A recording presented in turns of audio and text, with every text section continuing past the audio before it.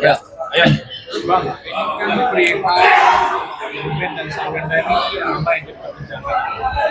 Ruben akhirnya mengajukan gugatan hak asuhannya ke pengadilan negeri Jakarta Selatan dan sidang perdana akan digelar tanggal 15. Mungkin menurut Abang peluang besar Ruben untuk memenangkan gugatan hak asuh anaknya seperti apa Bang dari Filipina dan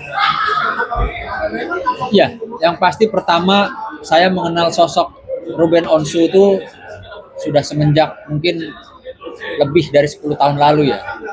Saya lihat sosok Ruben itu adalah orang yang baik, orang yang komitmen ya kepada teman-teman aja baik gitu ya, dan pada pekerjaan komitmen apalagi kepada keluarganya gitu loh.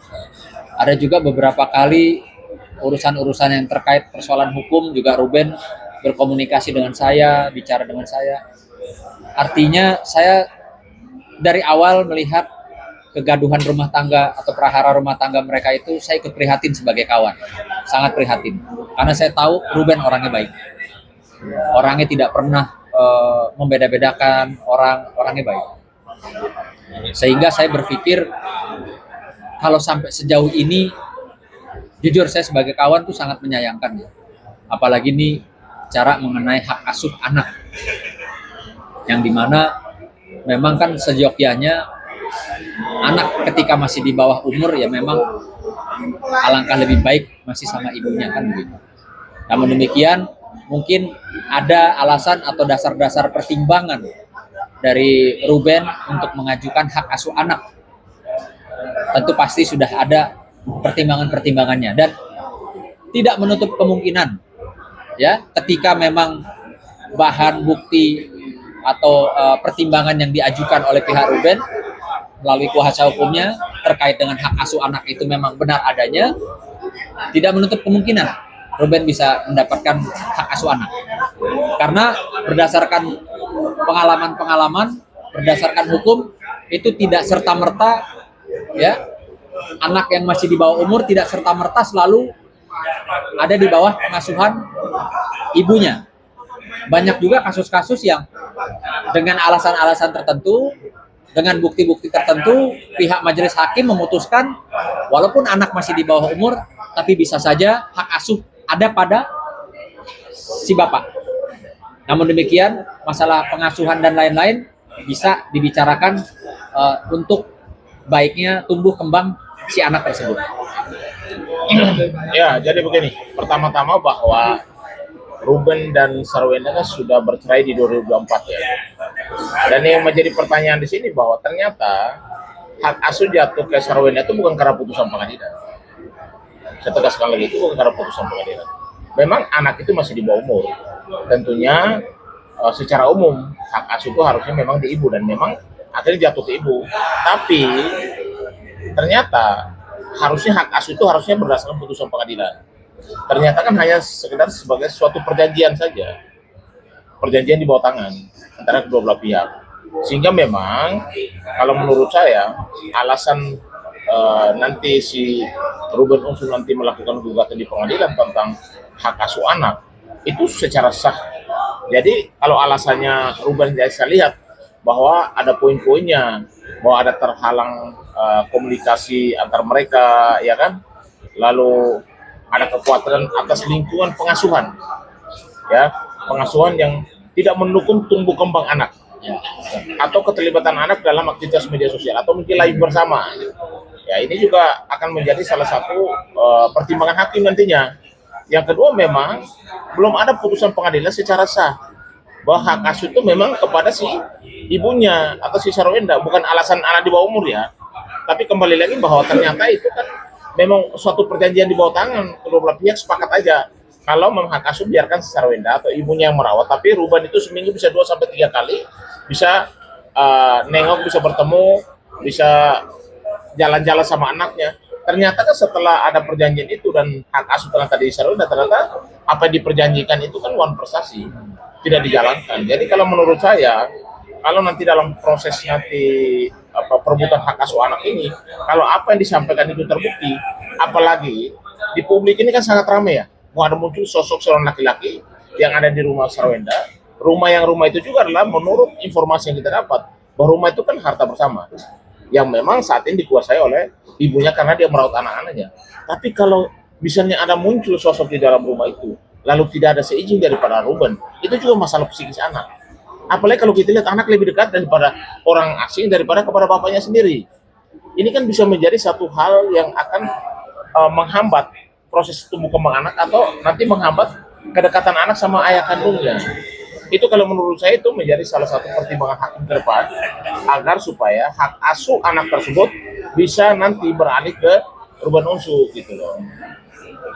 Bang, tapi di sini banyak banget bang kayak spekulasi dari masyarakat juga gitu, omongan dari masyarakat. Kenapa nggak nyamperin langsung aja gitu? Apakah kalau ada perjanjian itu memang diharuskan gitu seorang ibu nganterin anaknya ke bapaknya untuk bisa bertemu, untuk yang mungkin permintaan dari Ruben seminggu itu 3 hari gitu kan? Ya. Apa? Jadi maksud saya begini, kalau bicara anak, kita kan bicara fokus kayak masalah tumbuh kembang anak, masa depan anak ya. Kita kesampingkan dulu ego ini. Lalu pertanyaannya, di publik ini kan lagi ramai tuh. Karena si Sarwenda menyerang karakter seseorang. Walaupun tidak menuduh kepada si Ruben, tapi masyarakat tahu itu kepada siapa. Dan itu juga akan menjadi pertimbangan hakim bahwa ketika memang Ruben mau supaya dia mengasuh anak ini dan dia punya ekonomi yang mantap, dia punya rumah, dia punya orang yang merawat, bahkan Ruben bisa merawat anak-anak itu. Tidak menutup kemungkinan hak asuh anak itu jatuh kepada Ruben. Tidak menutup kemungkinan itu. Ya, kalau ini kan untuk pertama kalinya dia menggugat, Ya. Di sini ada banyak poin-poinnya sendiri yang ditaruh untuk hak asuh anak ya, seperti kemarin yang kalau tidak salah itu karena anak ini dibuat atau ikut serta untuk melakukan live streaming dalam berjualan segala macam seperti itu bang. Iya, maksud saya memang anak di bawah umur itu kan harus ada batasan. Yang kedua, waktu dia belajar, waktu dia istirahat itu tidak boleh terganggu. Dan apapun itu, ketika nanti dalam proses ini ternyata diketemukan hal-hal yang nanti akan membuktikan bahwa si ibunya itu bukan ibu yang baik. Ternyata ibunya tidak pernah memperhatikan anak-anaknya. Ya tadi saya sampaikan itu akan menjadi salah satu pertimbangan daripada majelis hakim. Sehingga nanti putusan hak asuh anak itu bisa beralih loh kepada Ruben. Ya kita berharap sih kalau bisa kedua belah pihak bisa berdamai lah. Waktu itu bisa diberikan kepada kedua belah pihak. Misalnya Ruben 3 hari. Jadi 3 hari itu kalau bisa biarkan Ruben datang bertemu anak-anaknya, datang ke rumahnya Ruben, jalan-jalan. Karena ini kan anak kandungnya. Ya, kalau masalah anak kandung itu tidak bisa orang lain membatasi. Ya tidak boleh. Bahkan ibunya pun sudah diatur dalam perjanjian itu kan. Oke, lu ngasuh anak ya. Gua fasilitasi. Gua kasih duit, gua kasih fasilitas. Tapi saya mau ketemu mereka seminggu 3 kali. Dan itu sudah disepakati, ternyata kan tidak dijalankan. Akhirnya ruang prestasi di situ. Lalu yang dipikirkan hari ini adalah saya juga sebagai Dewan Etik Perlindungan Perempuan dan Anak. Kalau dipikirkan hari ini adalah itu menyangkut kepentingan anak yang baik, tumbuh kembang anak, ya. Jadi kalau misalnya di dalam perjanjian itu ternyata hanya perjanjian bawah tangan dan tidak ada putusan pengadilan, perbedaan perjanjian dan putusan apa sih? Kan harus jelas dulu. Kalau perjanjian itu kan bisa saja dilaksanakan atau bisa dibatalkan. Kalau putusan pengadilan tentunya putusan memiliki kekuatan hukum yang tidak bisa diganggu gugat. Tapi anak bisa waktu nanti umur 12 sampai 15 tahun dia boleh memilih. Dia mau mengikuti siapa, ikut bapaknya kah atau ikut ibunya atau sama-sama merawat. Kalau menurut saya supaya kedua belah pihak ini jangan ada selisih, apalagi anak-anak ini masih kecil biar mentalnya jangan terganggu. Sebagai Dewan Etik Perlindungan Anak, saya sampaikan agar kalau bisa kedua kubu ini sama-sama merawat deh, membagi waktu saja, supaya jangan seolah-olah nanti salah satu pihak yang menguasai ini. Bahkan faktanya setelah salah satu pihak menjadi pengasuh anak ini, waktu kepada pihak lainnya malah prestasi tidak dijalankan. Nah ini sangat disayangkan kalau menurut saya. Nah, kalau ada keikutsertaan orang ketiga dalam mungkin ya kan karena ada beberapa video-video yang seperti seakan-akan itu orang ketiga ini tidak suka atau menghalangi untuk Ruben bertemu dengan putri-putrinya ini, Bang. Kalau di dalam Undang-Undang Perlindungan Anak, orang ketiga tidak dikenal. Yang dikenal ayah kandung sama ibu kandung. Bahkan ibu mertua, bapak mertua atau bapak mama pun tidak boleh terlibat ikut serta dalam menghalang-halangi atau mengambil keputusan terhadap anak-anak ini. Hanya undang-undang mengizinkan kepada bapak dan mamanya saja. Itu pun yang kandung, yang boleh mengatur waktu, yang boleh merawat mereka, yang boleh untuk membiayai, memfasilitasi untuk berkembang anak. Bukan orang lain, orang ketiga, keempat, kelima. Tidak ada dalam undang-undang perlindungan anak itu atau dalam undang-undang perkawinan dilibatkan orang lain. Orang lain itu jangan hanya bilang, oh itu pacarnya, tapi bahkan orang tuanya pun, bapak mamanya pun, misalnya mertua dan lain sebagainya tidak boleh ikut campur. Sehingga kalau itu terjadi, hak asuh anak itu bisa beralih kepada pihak lain. Berarti ada kemungkinan besar Ruben bisa. Kalau dilihat dari story-nya, lihat dari alasan kenapa hak asuh itu dia gugat, kemungkinan besar Ruben akan menjadi hak asuh buat anak-anak. Tapi melihat adanya boykot untuk Sarwenda dari netizen gimana ya? Kalau menurut saya kan masyarakat Indonesia sudah cerdas lah.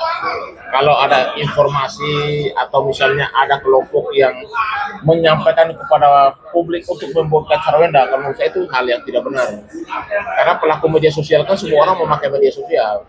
Bagaimana kau meminta kepada pihak lain untuk memboikot orang lain? Jadi cerdaslah menggunakan media sosial kan menurut saya. Kalau memang dia tidak suka lagi terhadap seseorang, ya boleh saja dia blok kan.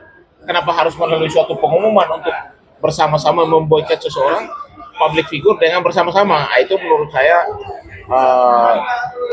tidak benar dan tidak perlu dilakukan. Karena sebagai warga negara Indonesia kan kita punya hak privasi masing-masing. Apalagi di dalam media sosial. Tidak boleh dong kita minta orang lain untuk memboikot orang lain. Apa kepentingannya? Kalau memang dia tidak suka, pribadi aja. Jadi saran saya kepada masyarakat Indonesia, kalau ada himbauan untuk memboikot misalnya mantan istrinya Ruben atau Sarwenda, kalau menurut saya jangan diikuti. Semua kembali ke privasi masing-masing, karena pertanggungjawaban di media sosial itu pertanggungjawaban kita loh. Undang-undang ITE juga dikenakan itu kepada orang yang memang punya kepentingan dengan akunnya, tidak mungkin orang lain. Jadi ngapain ikut-ikutan yang kayak gitu? Ya itu. Berarti bang ada besar juga nih orang-orang yang membuat petisi atau yang membuat awal-awal membuat petisi itu bisa terjerat juga bang. Ya kalau misalnya ada kata-kata yang sudah merendahkan, menghina, memfitnah, melecehkan orang lain. Kalau tidak ada kata-kata itu hanya sekedar himbauan, itu kan tidak ada masalah. Tidak ada potensi kalau hanya himbauan. Tapi kalau sudah ada pemaksaan, ada kata-kata yang lain yang dianggap bahwa kata-kata ini bisa menimbulkan kekacauan, kerusuhan, kata-kata itu bisa menimbulkan potensi hoax. Ini kata-kata bisa menimbulkan seseorang bisa mengalami psikis, dan itu bisa dilakukan upaya hukum.